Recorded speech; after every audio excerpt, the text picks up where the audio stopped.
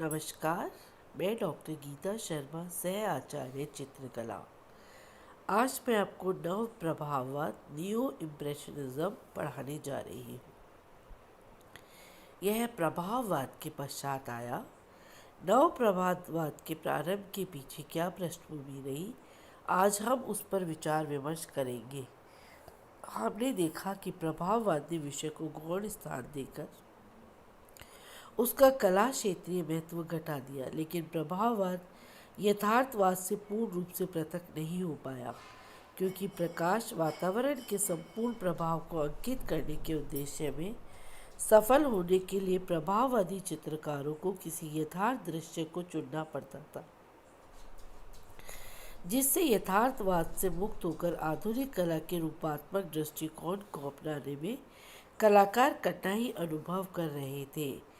इसके अतिरिक्त व्यक्तिगत भावनाओं या स्वतंत्र कल्पना से कला निर्मित करने को प्रभाववाद में जगह नहीं थी, जिसके कारण वो अपना मौलिक सृजन करने से कलाकार वंचित हो जाता था।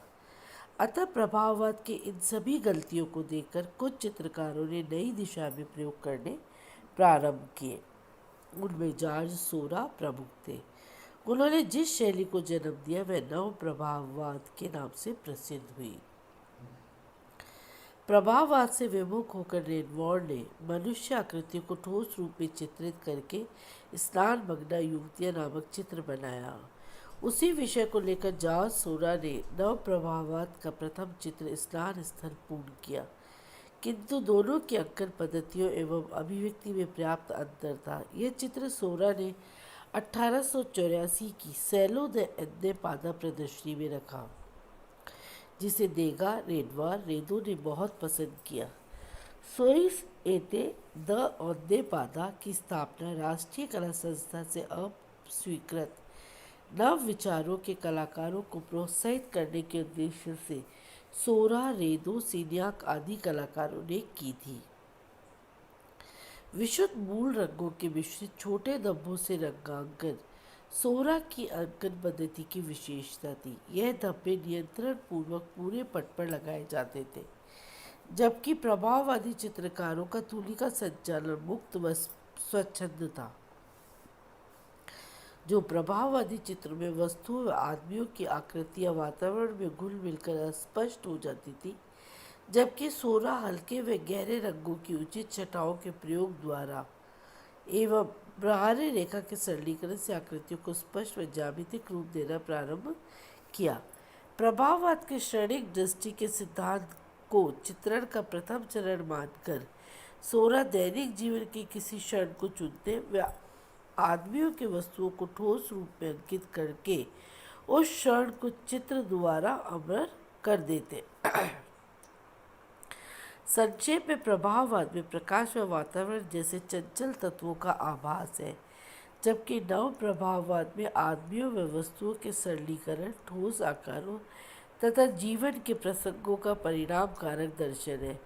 प्रभाववादी चित्रकार दृश्य में स्वाभाविक आकस्मिकता का परिणाम दिखाने का प्रयास करते हैं, जबकि सोरा विचारपूर्वक संयोजन कर चित्र विषय के प्रतिपादन में कोई त्रुटि नहीं रहने देते। सोरा की कला में प्रभाववाद से भिन्न दृष्टिकोण था, जिसे देखकर फेली फेनियो ने उनकी कला शैली को नव प्रभाववाद नाम दिया, जिसे बिंदुवाद या विभाजनवाद भी कहते हैं। नव प्रभाववाद की परिभाषा लिखते हुए सिन्याक ने लिखा है कि यकायक सोरा को ज्ञात हुआ कि चित्र क्या है। चित्र का अर्थ है लय, संतुलन व विरोध के नियमों का पालन करने की गई रचना। चित्र निसर्ग का अनुकरण मात्र नहीं है, चित्र श्रेष्ठ श्रेणी का सृजक है, जबकि निसर्ग का अनुकरण करके की गई कृति अवसरवाद मात्र है। नवशास्त्रीयवाद ने विज्ञान पर सबसे ज़्यादा जोर दिया, क्योंकि उनका विश्वास था कि उससे चित्रकला को सरल बनाया जा सकता है। नव प्रभाववादियों ने अपनी रंगत पक्षपात को नियमों को निश्चित किया।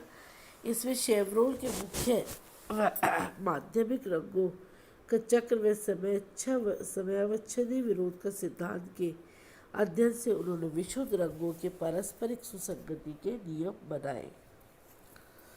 वैज्ञानिक रूड ने रंगों संबंधी प्रयोग करके सिद्ध किया था कि रंगों के प्रत्यक्ष मिश्रण से नेत्र द्वारा किए गए मिश्रण का दृष्टिजन्य मिश्रण का परिणाम अधिक तीव्र व चमकीला होता है। इस आविष्कार में नव प्रभाववादियों को नई दृष्टिकोण मिला। उन्होंने रंगों के प्रत्यक्ष मिश्रण के स्थान पर मूल रंगों के धब्बों को समीप अंकित करके मिश्रित रंग का प्रभाव चित्रित करना शुरू कर दिया। सोरा का वैज्ञानिक हल पर इतना विश्वास था कि वे मानवीय भावनाओं को भी विश्लेषण करके गणितीय सूत्र में बांधा जा सकता है। गोगवा ने उपहास में सोरा की नाम दिया छोटा सा हरा रसायन विरासत। वह उनकी अंकन पद्धति को रिप्पी पॉइंट कहते थे।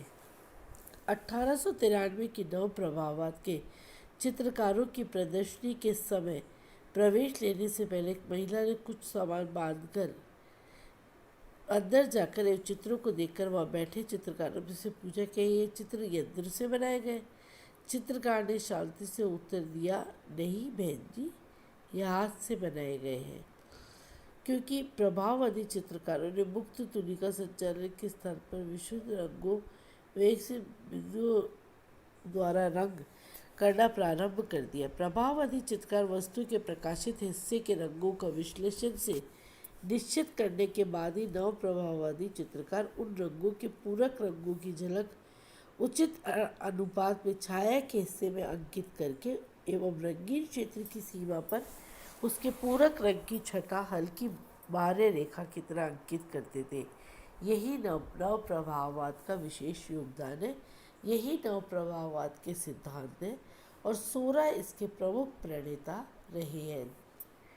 इसी के साथ मैं आपका नव प्रभाववाद के सिद्धांतों का अंत करती हूँ। आपने यहाँ पे 2-3 पेंटिंग्स भी मैंने लगाई है, आप देखिए इस सिग्नाट की और सोरा की पेंटिंग्स है।